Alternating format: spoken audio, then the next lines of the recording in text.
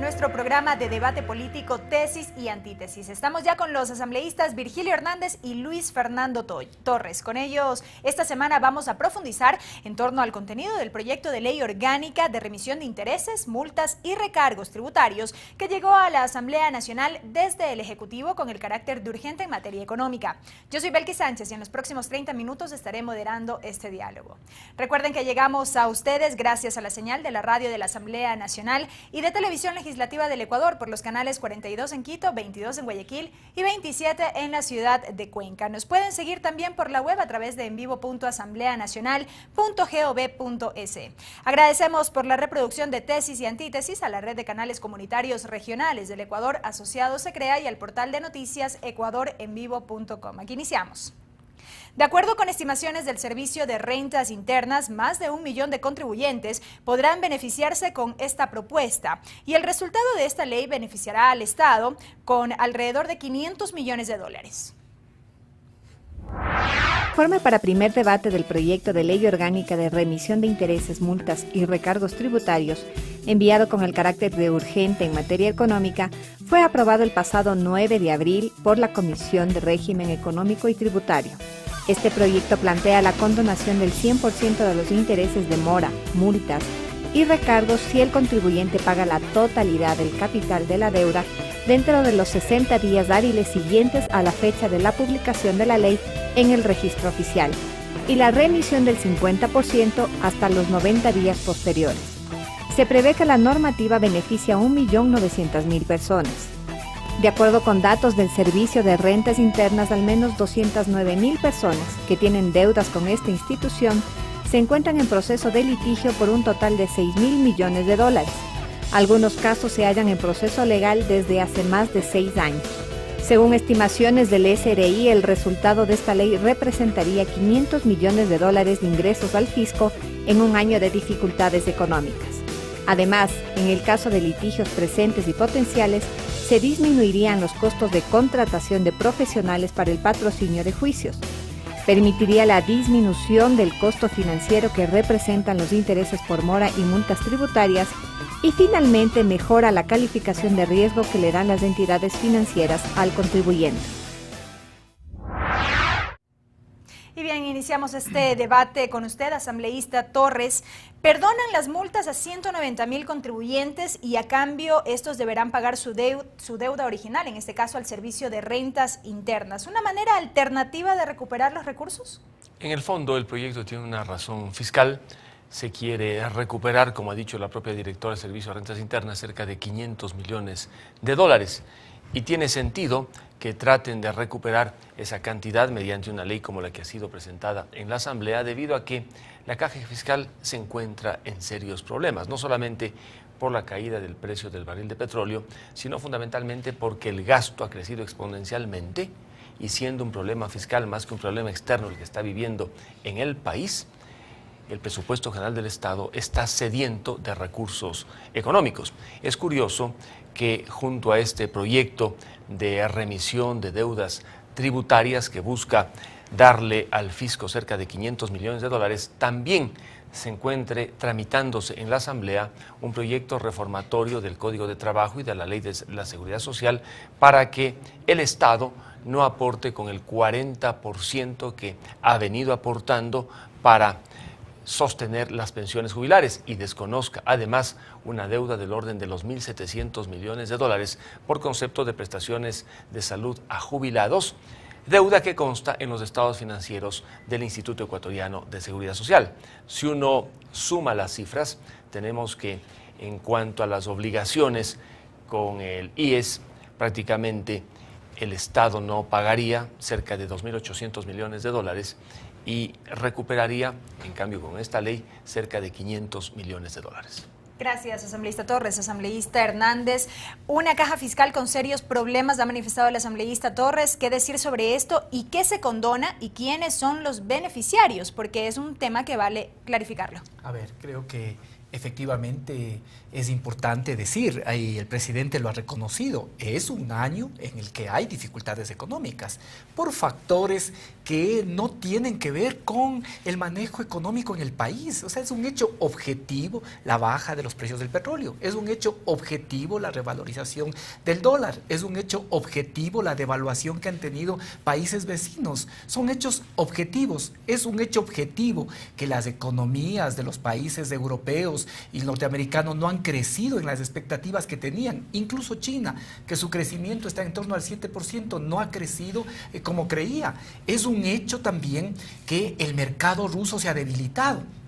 Y eso ha generado serios problemas. No podemos, y esto me parece que es de responsabilidad con el país, ignorar estos temas. No podemos ignorar estos hechos. Hay factores exógenos que obligan a que tomemos ahora medidas. ¿Qué es lo que es importante señalar?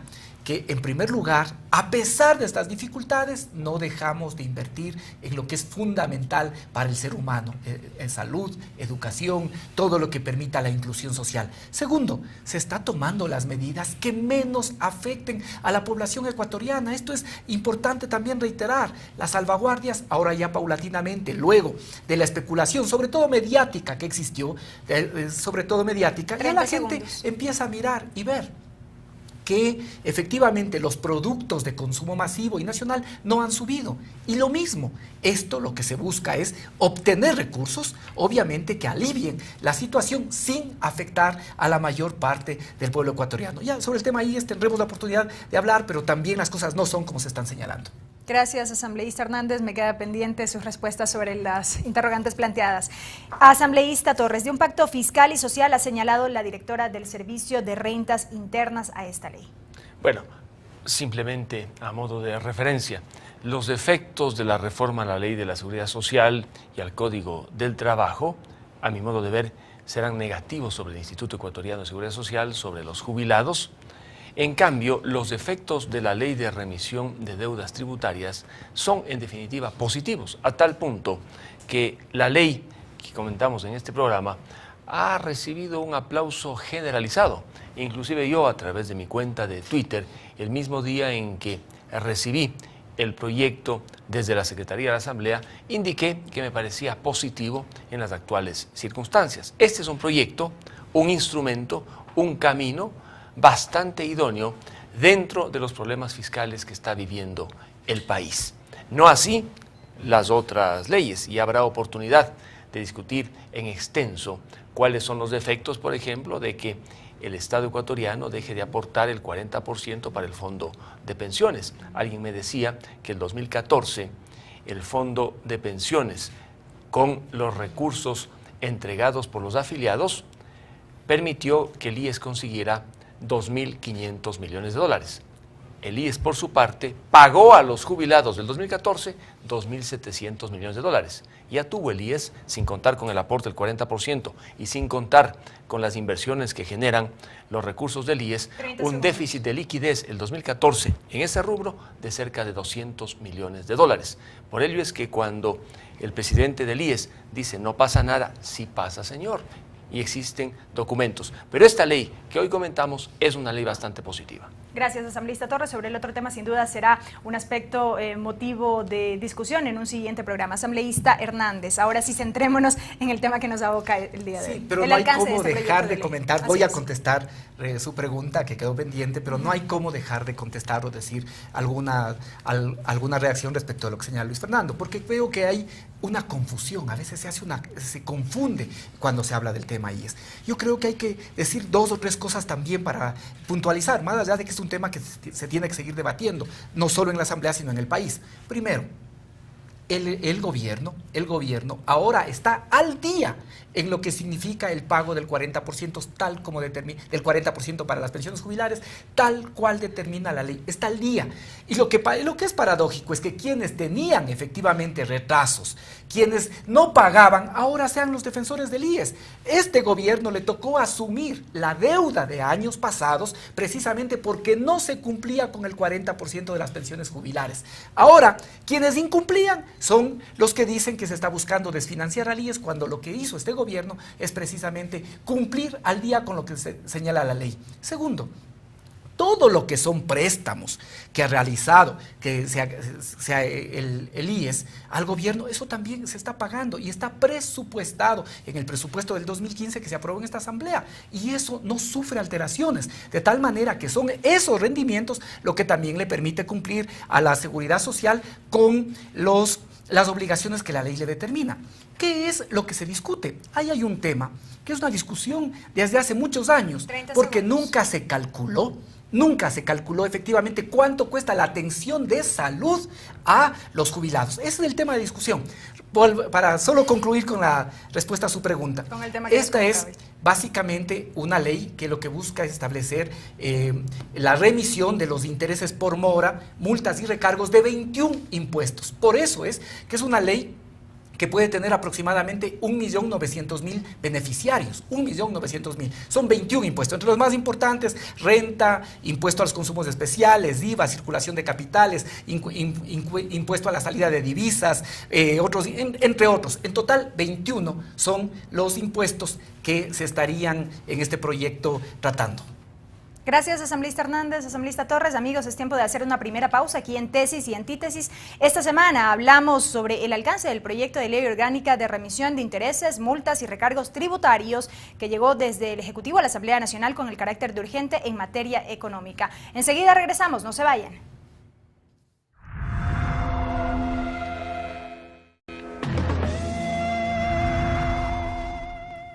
Amigos, estamos de regreso con Tesis y Antítesis. Recuerden que llegamos a ustedes gracias a la señal de la radio de la Asamblea Nacional y de la televisión legislativa del Ecuador. Este programa también lo pueden encontrar en el portal de noticias ecuadorenvivo.com. El tema de hoy, la ley de remisión de intereses. Escuchemos y veamos a continuación la opinión de la ciudadanía sobre este proyecto de ley.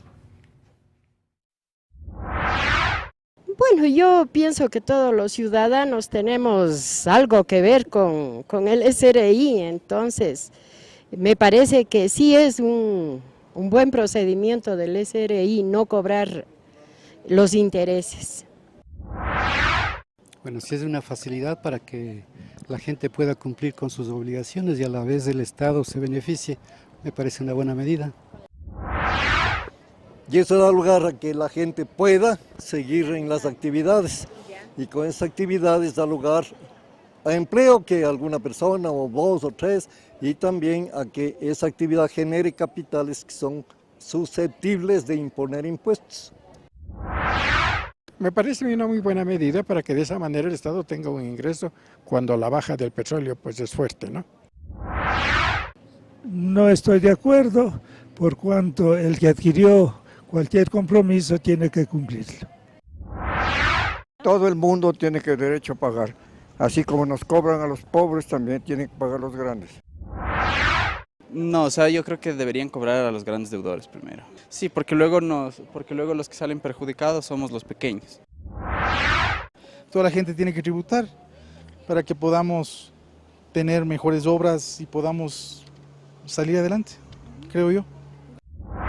Bien, amigos, continuamos con más. Hemos escuchado ya la opinión de los ciudadanos. Asambleísta Torres, ¿realmente se puede decir que hay una ventaja de costo-beneficio con esta ley? Es decir, te perdono multas, me ahorro abogados y me pagas lo que me debes. Sí. Solo una precisión sobre lo que dijo Virgilio en cuanto a la deuda que el Estado mantendría con el IES por concepto de las prestaciones de salud, que dicen que llega a 1.700 millones de dólares. En parte tiene verdad Virgilio, voy a coincidir parcialmente. En los estados financieros del IES se encuentra esa deuda. En los convenios que ha firmado el Estado no están los montos, sí está en uno de los convenios el rubro general. Sobre ese tema se necesita una liquidación. Probablemente no sean 1.700, sino 1.900 o 1.000 o 1.200. En todo caso, el Estado tiene, desde que se aprobó la Ley de Seguridad Social, la obligación de cubrir por ese rubro en virtud de lo que dice el artículo 10. Es el caso, por ejemplo, del jubilado que va a una clínica privada porque no le pueden atender en la clínica pública, factura a la clínica privada. ¿Quién paga si el jubilado no está aportando? Ese es un tema para discutir. Ahora bien, sobre lo otro, ¿qué dice la ley? Que se exonera básicamente los intereses de mora y los adicionales, pero no el capital. Así es. Por lo tanto, si alguien que debe al IES pague el capital dentro de los 60 días, la exoneración de los intereses de mora y los adicionales es del 100%. Si paga después de los 60 días hasta los 90 días, le exoneran 50%. el 50%, aunque debe pagar, eso sí, el 100% del capital. De lo que pude ver en la prensa, los sectores productivos entiendo que quieren algunas ampliaciones que no sean 30, sino más días para poder exonerarse del 100%, que no sean 60, sino más días para exonerarse del 50%. 30 segundos. No sé hasta qué punto eso sea finalmente conveniente para los intereses fiscales. En todo caso, sí será conveniente para el deudor que pueda tener un plazo más largo. Gracias, asambleísta Torres. Asambleísta Hernández. Sí, para no dejar de topar no? este tema que ha estado también rondando la mesa. Una cosa que es importante señalar, que tanto por mandato constitucional como legal, el IES y el Estado son responsables de cumplir con lo que significa la jubilación. Esto yo creo que no puede quedar duda.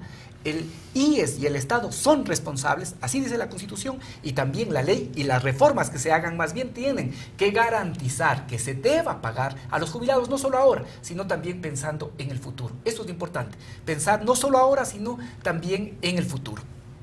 Sobre el tema que nos ocupa, estamos efectivamente, se señala en la ley, planteando que hay 60 días hábiles, lo que en la práctica significa 3 meses calendario para que puedan cumplir con sus obligaciones. Si cumplen en los 60 primeros días, entonces hábiles, que estamos hablando de 3 meses más lo que demore la ley, porque uno de los argumentos de los sectores productivos ha sido que esto era una cosa que no estaba prevista y por lo tanto es muy difícil aprovisionarse de los recursos. Vale decir que en primer lugar sabían que tenían la obligación y en segundo lugar que efectivamente estamos hablando de 4 meses hasta que esa ley se apruebe y luego también hay todo el tiempo que considera que es días hábiles, por lo tanto son 3 meses efectivamente lo que tienen posibilidad de hacerlo más lo que demore la aprobación. Entonces, si es que se cubre en estos días... 30 segundos. Si se cubre en estos días, serán perdonados el 100%, pero tienen que pagar la totalidad. No se acepta y a nosotros nos parece que es inadecuado el pagos parciales, porque lo que se busca es que también los ciudadanos puedan librar la responsabilidad que tienen, pero el Estado también se beneficie de esos recursos sin tener que litigar. Y si no lo hacen, tienen 30 días adicionales, siempre hábiles, para poder beneficiarse del 50%. De tal forma que es una ley, sí, en circunstancias difíciles, pero lo que busca es que se pueda ayudar a resolver estos difíciles problemas que tenemos y por otro lado también que los ciudadanos cumplan con sus obligaciones. Gracias, asambleísta Hernández. Asambleísta Torres. Pude también informarme de una propuesta que ha hecho la Cámara de la Construcción.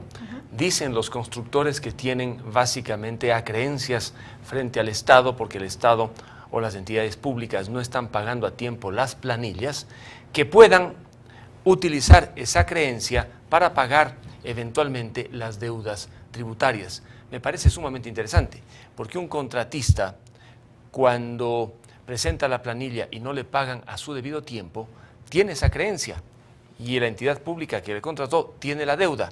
¿Por qué no encontrar, Virgilio, tú que estás en la comisión, algún camino para beneficiar también a estos contratistas del sector público que siendo acreedores del Estado y a la vez deudores puedan simplemente cruzar cuentas y deudas y eventualmente no solamente mantener esta posibilidad dentro de los contratistas de obras públicas, sino inclusive de proveedores y tantos otros que mantienen relaciones con el Estado? Me parece que es sumamente importante. Por lo demás, también se prevé en este proyecto de ley que aquellos deudores que se encuentran en litigio puedan beneficiarse si desisten de las acciones y de las demandas, estableciéndose que si desisten no serán condenados en costa, porque en el ámbito procesal cuando uno desiste le condenan en costas, que significa pagar todos los costos del proceso. Esa precisión está bastante bien. Sin embargo, pude leer también algún pedido que hacían los sectores productivos para que en el caso de litigio se hagan más precisiones y no sea la norma tan implacable que exija el desistimiento previo para que luego pueda acogerse a la exoneración, indudablemente previo el pago correspondiente. Se entiende que quien está litigando posiblemente no tiene ni siquiera los recursos para pagar el 100% dentro de los 60 días o los 90 días, el 50%. Gracias, asambleísta Torres. Asambleísta Hernández, el asambleísta Ramiro Aguilar indicó en la comisión, en una de las sesiones, que no se debe amnistiar a los agentes de retención de IVA. A ver, sí, son algunas de las modificaciones que seguramente el proyecto tendrá. Lo de la Cámara de la Construcción es una cosa interesante. Si efectivamente el Estado le debe y está programado ese pago, puede efectivamente compensarse. Es una de las posibilidades que existe. También creo yo que es fundamental ver que en el caso del IVA hay personas que lo que hacen es retener, no es que ellos tienen que cumplir con la obligación, no son impuestos de ellos retienen, y lo que pasa es que se retiene indebidamente una plata que no es de ellos, que ellos tenían que retener y pasar al SRI. En este caso también creo yo que la comisión está planteando en que por lo menos lo que tiene que ver con estas personas que retuvieron un impuesto que no les correspondía, que no era plata de ellos, esto no entra en el proyecto, y me parece que esto es un tema razonable. Creo hay que hacer precisiones efectivamente en torno al desistimiento, pero creería yo que no se debe dejar la puerta abierta para que luego puedan seguir acciones legales. Yo creo que esto es importante que quede claro, no que queden mecanismos a través de los cuales se pueda seguir o pretender seguir acciones legales respecto de ahora intereses por mora, multas y recargos que ya están reconociendo cuando se acogen al proyecto de ley. Por eso, por ejemplo, hay que asegurarse que el tema del desistimiento sea con reconocimiento de firma y rúbrica, porque luego pueden no asistir a confirmar que efectivamente es su firma y rúbrica, y con eso el proceso quedar en una situación compleja.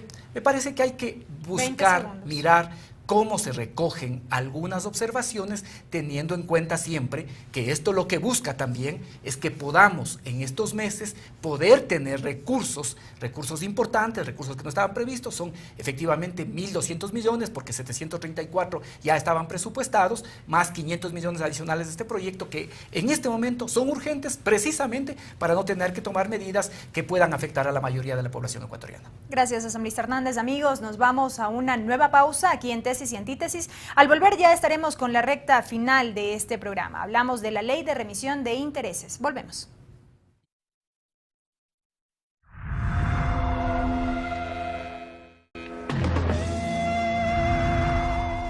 Estamos de regreso con el último bloque de Tesis y Antítesis. En 3 minutos cada asambleísta deberá concluir con sus ideas. Asambleísta Torres, avanzamos con usted.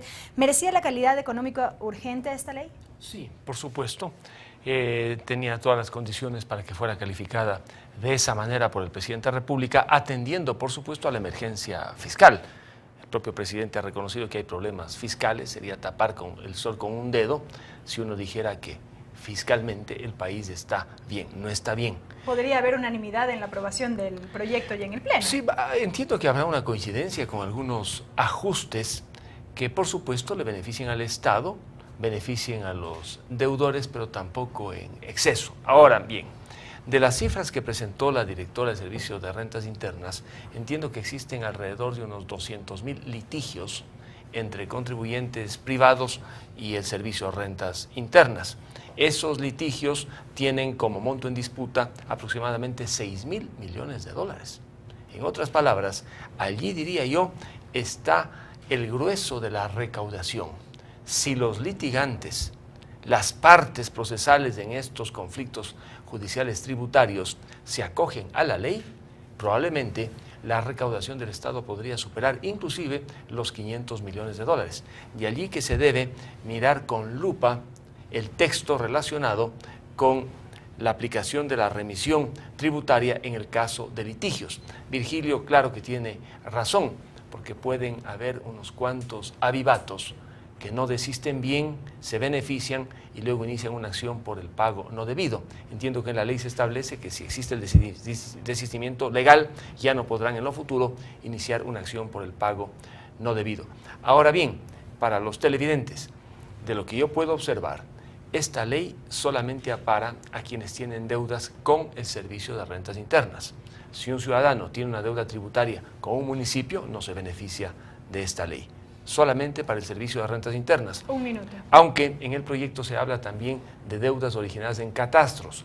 Entiendo que no se refiere a catastros urbanos, sino eventualmente a cierto tipo de catastros rurales. Ese es otro tema que debería indudablemente precisarse. Por lo demás, veo que este proyecto ha tenido el apoyo favorable de los sectores productivos nacionales y empata con otra medida que ha tomado recientemente el régimen para trasladar recursos desde el Banco Central a ciertas entidades bancarias y financieras para proyectos habitacionales, que no es muy ortodoxo en dolarización que eso ocurra, que el Banco Central preste. Sin embargo, veo que el sector privado constructor está bastante contento. Yo, por mi parte, que no estoy vinculado directamente a esos sectores, como un ecuatoriano más, lo que quiero básicamente es que cualquier medida que se adopte en el país sirva para sostener básicamente la dolarización. Y eso se consigue con un banco central que se convierte en un registrador de ingresos y salidas, pero no en prestamista, como veo que está ocurriendo con esa medida aplaudida y auspiciada inclusive por el sector privado. Gracias, asambleísta Torres. Para Asambleísta no Hernández. dejar de responder ¿Cómo no? a lo que señala Luis Fernando, es que esto es precisamente lo que caracteriza este gobierno, ser poco ortodoxos y buscar tomar medidas que sean creativas, pero que en lugar de afectar y golpear a la población, lo que hagan es beneficiarla. ¿Qué es lo que se está haciendo? Tomando en cuenta que uno de los sectores que más dinamiza la economía, que más dinamiza el empleo, es precisamente la vivienda. Y esto busca beneficiar a las familias de escasos recursos y sectores medios que pueden tener ahora créditos para la vivienda que no llegan al 5 o 6% y por lo tanto pueden adquirir su primera vivienda.